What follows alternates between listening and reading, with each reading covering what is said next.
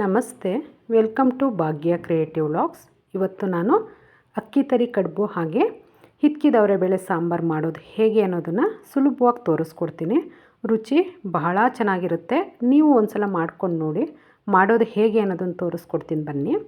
ಅದಕ್ಕೆ ಬೇಕಾಗಿರ್ತಕ್ಕಂಥ ಇಂಗ್ರೀಡಿಯೆಂಟ್ಸ್ ಬಂದು ಹಿತ್ಕಿದವರೆ ಬೇಳೆ 1 ಕಪ್ಪು, ಅಕ್ಕಿ ತರಿ 1 ಲೋಟ ದೊಡ್ಡ ಲೋಟದಲ್ಲಿ, ಹಾಗೆ 1 ಬದನೆಕಾಯಿ ಮತ್ತು 1 ಆಲೂಗೆಡ್ಡೆ ಎರಡನ್ನೂ ಕಟ್ ಮಾಡಿ ನಾನು ನೀರಲ್ಲಿ ಹಾಕಿ ಇಟ್ಕೊಂಡಿದ್ದೀನಿ, ನೋಡ್ತಿದ್ದೀರಲ್ಲ. ಇನ್ನು ಮಸಾಲೆಗೆ ಬೇಕಾಗಿರ್ತಕ್ಕಂಥ ಇಂಗ್ರೀಡಿಯೆಂಟ್ಸ್ನ ನೋಡೋಣ.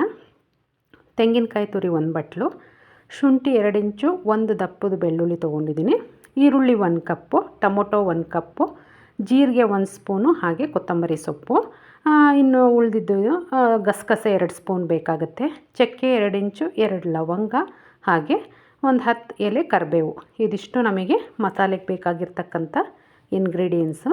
ನೆಕ್ಸ್ಟ್ ನಾವಿಲ್ಲಿ ಒಂದು ಪಾತ್ರೆ ಇಟ್ಕೊಂಡು 1 ಸ್ಪೂನ್ ಆಯಿಲ್ನ ಹಾಕ್ಕೊಂಡು ಏನು ಹಿತ್ಕಿದವರೆ ಕಾಳು ಇಟ್ಕೊಂಡಿದ್ವಿ ಅದನ್ನು ನೀಟಾಗಿ ಫ್ರೈ ಮಾಡ್ಕೋಬೇಕಾಗುತ್ತೆ. ಹಸಿ ವಾಸನೆ ಹೋಗೋವರೆಗೂ ಫ್ರೈ ಮಾಡ್ಕೊಂಡು ನಂತರ ನಾವು ಇದನ್ನು ಬೇಯಲಿಕ್ಕೆ ಇಟ್ಕೋಬೇಕಾಗುತ್ತೆ.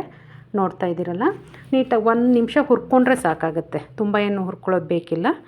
ಅದಾದಮೇಲೆ ನಾವಿಲ್ಲಿ ಏನು ತರಕಾರಿಗಳು ಇಟ್ಕೊಂಡಿದ್ವಿ ಅದನ್ನು ಸೇರಿಸ್ಕೊಬೇಕಾಗುತ್ತೆ. ನೋಡ್ತಿದ್ರಲ್ಲ, ಕಲರ್ ಚೇಂಜ್ ಆಗಿದೆ. ಈಗ ನಾನು ಆಲೂಗೆಡ್ಡೆ ಹಾಗೆ ಬದನೆಕಾಯಿ ಎರಡನ್ನೂ ಸೇರಿಸ್ಕೊಂಡು ಅವಶ್ಯಕತೆಗೆ ಎಷ್ಟು ಬೇಕೋ ಅದು ಬೇಯಲಿಕ್ಕೆ ಅಷ್ಟು ನೀರನ್ನು ಕೂಡ ಇಲ್ಲೇ ನಾನು ಸೇರಿಸ್ಕೊಳ್ತಾ ಇದ್ದೀನಿ, ನೋಡ್ತಿದ್ದೀರಲ್ಲ. ಹಾಗೆ ರುಚಿಗೆ ತಕ್ಕಷ್ಟು ಉಪ್ಪು, ತರಕಾರಿ ಹಾಗೆ ಬೇಳೆಗೆ ಎಷ್ಟು ಬೇಕು ಅಷ್ಟು ಮಾತ್ರ ಉಪ್ಪನ್ನ ಇಲ್ಲಿ ನಾನು ಸೇರಿಸ್ಕೊಳ್ತಾ ಇದ್ದೀನಿ. ಇದು ಬೇಯಲಿಕ್ಕೆ ಇಟ್ಬಿಟ್ಟು ನಾವೀಗ ಅಕ್ಕಿ ತರಿ ಕಡುಬು ಮಾಡೋದು ಹೇಗೆ ಅನ್ನೋದನ್ನು ನೋಡೋಣ.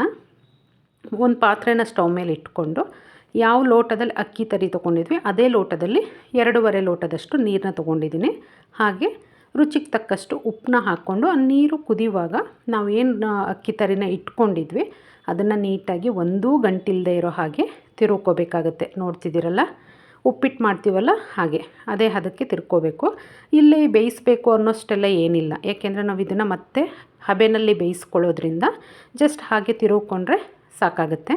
ನೋಡ್ತಿದ್ದೀರಲ್ಲ, ಇದು ಆಗಿದೆ. ಇದು ಸ್ವಲ್ಪ ತೆಳು ಅಂತ ಅನ್ನಿಸ್ಬೋದು, ತಣ್ಣಗಾದ್ಮೇಲೆ ಗಟ್ಟಿಯಾಗುತ್ತೆ. ಅಕ್ಕಿ ತರಿ ಏನಿರುತ್ತೆ ಅದು ಅಳ್ಕೊಳ್ಳುತ್ತೆ, ಆವಾಗ ನಮಗೆ ಉಂಡೆ ಕಟ್ಟಲಿಕ್ಕೆ ನೀಟಾಗಿ ಬರುತ್ತೆ. ನೋಡ್ತಿದ್ದೀರಲ್ಲ, ಗಟ್ಟಿಯಾಗಿದೆ.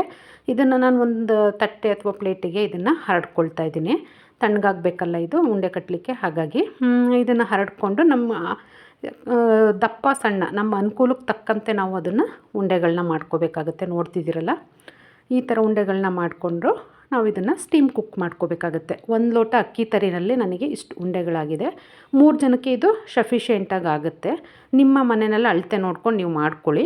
ನಂತರ ಇಲ್ಲಿ ಹಿತ್ಕಿದವರೆ ಕಾಳು ಮತ್ತು ತರಕಾರಿ ಇಟ್ಕೊಂಡಿದ್ನಲ್ಲ ಅದೇ ಪಾತ್ರೆ ಮೇಲೆ ನಾನು ಸ್ಟೀಮರ್ನ ಇಟ್ಕೊಂಡು ಅದಕ್ಕೆ ಈಗಾಗಲೇ ಏನು ಉಂಡೆಗಳನ್ನ ಕಟ್ಟಿಟ್ಕೊಂಡಿದ್ದೆ ಅದನ್ನು ಹಾಕ್ಕೊಂಡು ನಾನು ಬೇಯಿಸ್ಕೊಳ್ತಿದ್ದೀನಿ. ನೋಡ್ತಿದ್ದೀರಲ್ಲ, ಎಲ್ಲವನ್ನು ನೀಟಾಗಿ ಜೋಡಿಸ್ಕೊಂಡು ಹಿತ್ಕಿದವರೆ ಕಾಳು ಹಾಗೆ ಉಂಡೆ ಎರಡೂ ಅಟ್ ಎ ಟೈಮಲ್ಲಿ ನಮಗೆ ಬೇಯುತ್ತೆ.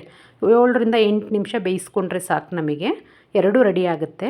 ನೋಡ್ತಿದ್ದೀರಲ್ಲ, ನಾವು ಅದನ್ನು ಪಕ್ಕಕ್ಕೆ ಇಟ್ಬಿಟ್ಟು ಮಸಾಲೆಗಳನ್ನ ಹುರ್ಕೊಳ್ಳೋಣ. ಸಾಂಬಾರಿಗೆ ಏನು ಇಟ್ಕೊಂಡಿದ್ವಿ ಮಸಾಲೆಗಳನ್ನ ಅದನ್ನು ಒಂದು ಬಾಣಲೆಗೆ 1 ಸ್ಪೂನ್ ಎಣ್ಣೆ ಹಾಕಿ ಈರುಳ್ಳಿ, ಶುಂಠಿ, ಬೆಳ್ಳುಳ್ಳಿ, ಜೀರಿಗೆ ಹಾಕ್ಕೊಂಡು ಒಂದು 2ರಿಂದ 3 ಸೆಕೆಂಡ್ ಹುರ್ಕೊಂಡ್ರೆ ಸಾಕು. ನಂತರ ಇದಕ್ಕೆ ಏನು ಇಟ್ಕೊಂಡಿದ್ವಿ ಗಸಗಸೆ, ಚಕ್ಕೆ, ಲವಂಗ, ಕರಿಬೇವು ಇದನ್ನು ಕೂಡ ಹಾಕ್ಕೊಂಡು ಕೈ ಆಡ್ಕೋಬೇಕಾಗುತ್ತೆ.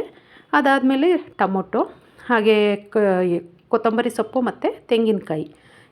ನಾನಿಲ್ಲಿ ಸಾಂಬಾರು ಪೌಡ್ರ್ ಮುಂಚೆನೇ ತೋರಿಸಿರಲಿಲ್ಲ, ಬಟ್ ಇವಾಗ ಹಾಕ್ಕೋಬೇಕಾಗುತ್ತೆ. ನಾನು 1.5 ಸ್ಪೂನ್ ಹಾಕ್ಕೊಂಡಿದ್ದೀನಿ. ನಿಮ್ಮ ಖಾರಕ್ಕೆ ಎಷ್ಟು ಬೇಕು ಅಷ್ಟನ್ನು ನೀವು ಉಪಯೋಗಿಸ್ಕೊಳ್ಳಿ. ಎಲ್ಲವನ್ನು ನೀಟಾಗಿ ಕೈ ಆಡಿಸ್ಕೊಂಡು ತಣ್ಣಗಾದ್ಮೇಲೆ ನಾವೇನು ಮಾಡಬೇಕಾಗುತ್ತೆ ಅದನ್ನು ಮಿಕ್ಸಿ ಮಾಡ್ಕೊಳ್ಬೇಕಾಗತ್ತೆ. ನೋಡಿದಿರಲ್ಲ, ಅದು ಆಗಿದೆ. ಇವಾಗ ಇಲ್ಲಿ ಉಂಡೆಗಳು ಸಹ ಬೆಂದಾಗಿದೆ. ನೋಡ್ತಿದ್ದೀರಲ್ಲ, ಕಲರ್ ಕೂಡ ಚೇಂಜ್ ಆಗಿಲ್ಲ, ಎಷ್ಟು ಸಾಫ್ಟಾಗಿ ತುಂಬ ಚೆನ್ನಾಗಿ ಬಂದಿದೆ. ಅಟ್ ಎ ಟೈಮಲ್ಲಿ ನಮಗೆ ಹಿತ್ಕಿದವರೆ ಕಾಳು ಕೂಡ ಬೆಂದಿದೆ ನೋಡಿ. ಅದು ತುಂಬ ಸ್ಮ್ಯಾಶು ಕೂಡ ಆಗಿರಲ್ಲ, ಹಾಗೆ ಕಾಳು ಕೂಡ ಸಿಗಲ್ಲ, ನೀಟಾಗಿ ಬೆಂದಿದೆ. ನೋಡ್ತಿದ್ದೀರಲ್ಲ, ನಮಗೆ ಅದು ತಿನ್ನುವಾಗ ಹಿತ್ಕಿದವರೆ ಕಾಳು ಸಿಗಬೇಕು ಬಾಯಿಗೆ, ಆವಾಗ ರುಚಿ ತುಂಬ ಚೆನ್ನಾಗಿ ಅನಿಸುತ್ತೆ. ನಾವೇನು ಮಸಾಲೆ ರುಬ್ಕೊಂಡಿದ್ವಿ ಅದನ್ನು ಇಲ್ಲಿ ಸೇರಿಸ್ಕೊಂಡು ಅಗತ್ಯಕ್ಕೆ ಎಷ್ಟು ಬೇಕಷ್ಟು ನೀರನ್ನು ಕೂಡ ನಾನಿಲ್ಲಿ ಸೇರಿಸ್ಕೊಳ್ತಾ ಇದ್ದೀನಿ. ಎಲ್ಲವನ್ನು ಸೇರಿಸ್ಕೊಂಡು ನೀಟಾಗಿ ಮಿಕ್ಸ್ ಮಾಡಿಕೊಂಡು ಇಲ್ಲಿ ಸ್ವಲ್ಪ ಹುಣಸೆ ಹುಳಿ ಕೂಡ ಇಲ್ಲೇ ಸೇರಿಸ್ಕೊಳ್ತಿದ್ದೀನಿ. ನಾನು ಟೊಮೊಟೊ ಉಪಯೋಗಿಸ್ಕೊಂಡಿರೋದ್ರಿಂದ ಒಂದು 2 ಸ್ಪೂನ್ ಹುಣಸೆ ಹುಳಿ, ರುಚಿಗೆ ತಕ್ಕಷ್ಟು ಉಪ್ಪನ್ನು ನಾನಿಲ್ಲಿ ಸೇರಿಸ್ಕೊಂಡಿದ್ದೀನಿ. ಅದು ಕುದಿಯುವಾಗ ಅದಕ್ಕೊಂದು ಒಗ್ಗರಣೆ ರೆಡಿ ಮಾಡ್ಕೊಳ್ಳೋಣ.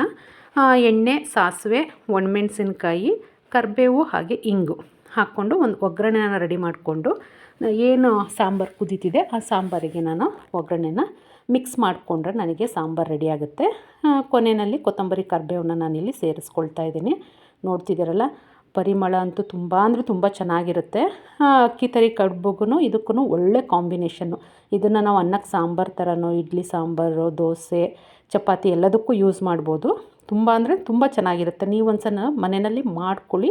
ಹೇಗೆ ಬಂತು ಅಂತ ಅಂದ್ಬಿಟ್ಟು ನನಗೆ ಕಮೆಂಟ್ ಮುಖಾಂತರ ತಿಳಿಸಿ. ನೋಡ್ತಿದ್ದೀರಲ್ಲ ಎಷ್ಟು ಚೆನ್ನಾಗಿ ಬಂದಿದೆ ಅಂತೇಳಿ. ನನ್ನ ಚಾನಲ್ ಇಷ್ಟ ಆಗಿದರೆ ಲೈಕ್ ಮಾಡಿ, ಶೇರ್ ಮಾಡಿ, ಹಾಗೆ ಸಬ್ಸ್ಕ್ರೈಬ್ ಮಾಡ್ಕೊಂಡು ನೋಡಿ.